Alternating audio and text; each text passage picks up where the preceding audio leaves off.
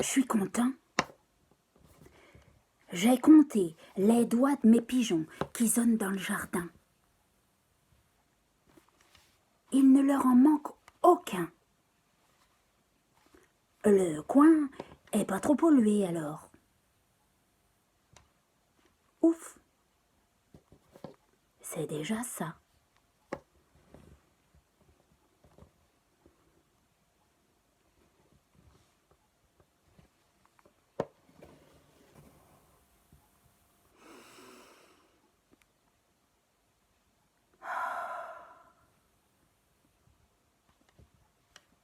T'es à la ville.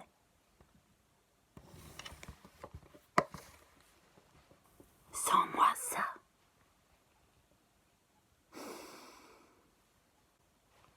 Ça fait du bien, non?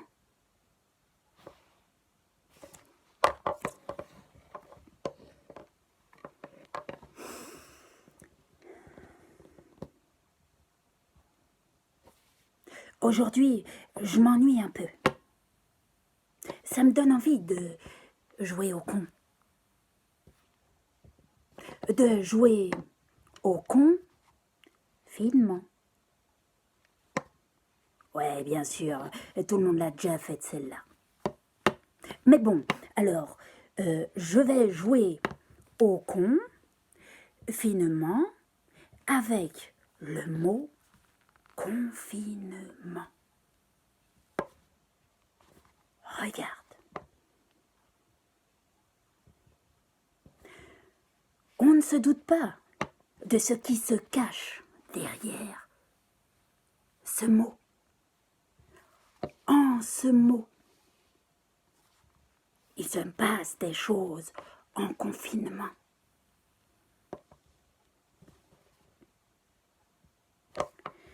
Mes pigeons, dont je parlais le premier jour, je ne leur dis pas tout à ce propos. Maintenant qu'on se connaît et que je les aime bien, je les préserve de nous. Déjà qu'ils sont méfiants. Et quand ils se méfient, ils peuvent faire n'importe quoi. Ils foncent, bras dessus, bras dessous, telle une comète, et paf, dans le mur. Bah tu rigoles, mais ça fait lézarder le ciment, hein?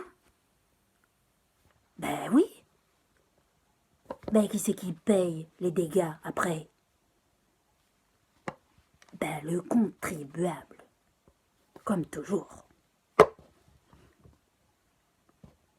Mes pigeons, je les bichonne depuis 2 jours. Ils ont compris que j'étais pas leur ennemi. Bien au contraire. Alors, ils se confient. Et moi, je les écoute. Et puis, je leur mitonne des petits restes qu'ils émincent du bout du bec.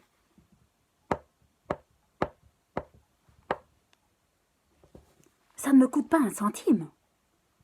Et puis je me sens moins seule quand je partage mon repas avec eux, comme ça, en petit comité, dans l'air printanier. On fait un peu comme une famille.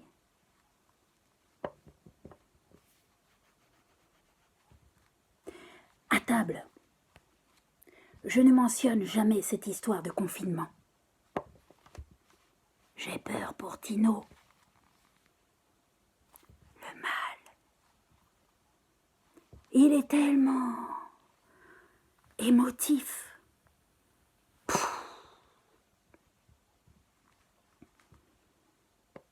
Hier soir, il me dit «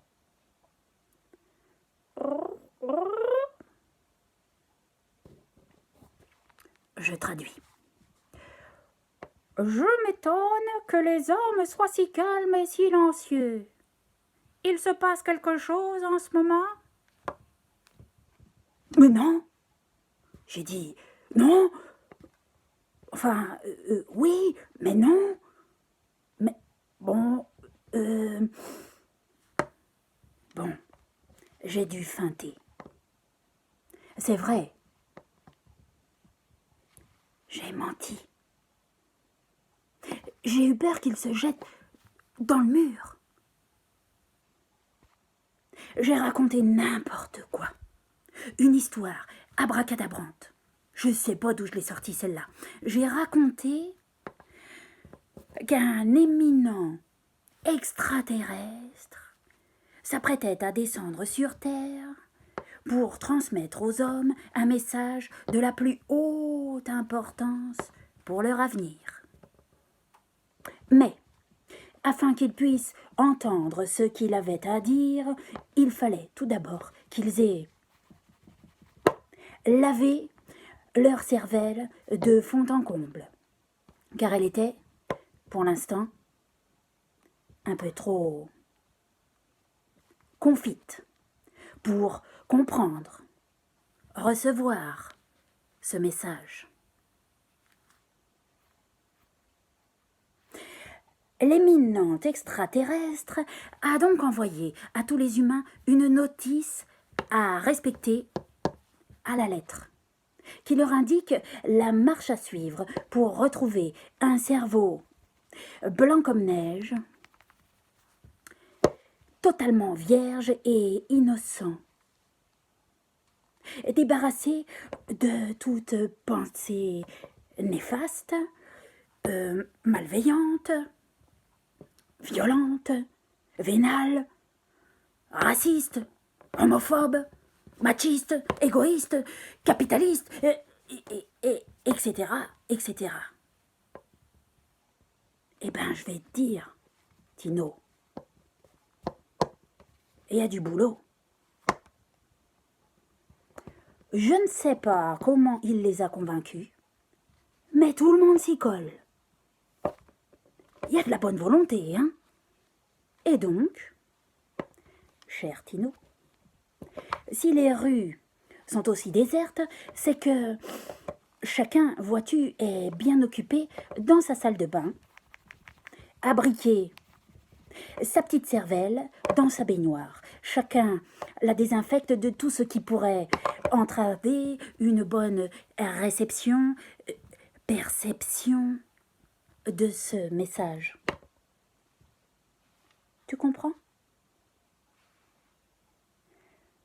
Oh, a fait Tino.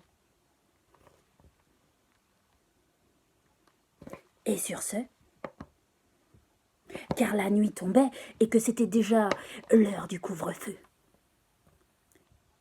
Tino a déposé une bonne grosse fiente sur le banc et a entonné l'hymne des pigeons voyageurs, en pensant, sans doute,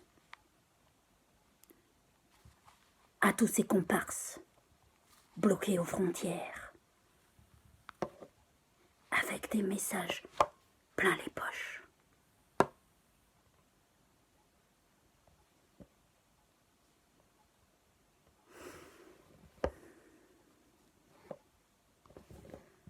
Oh, je te jure, quelle histoire!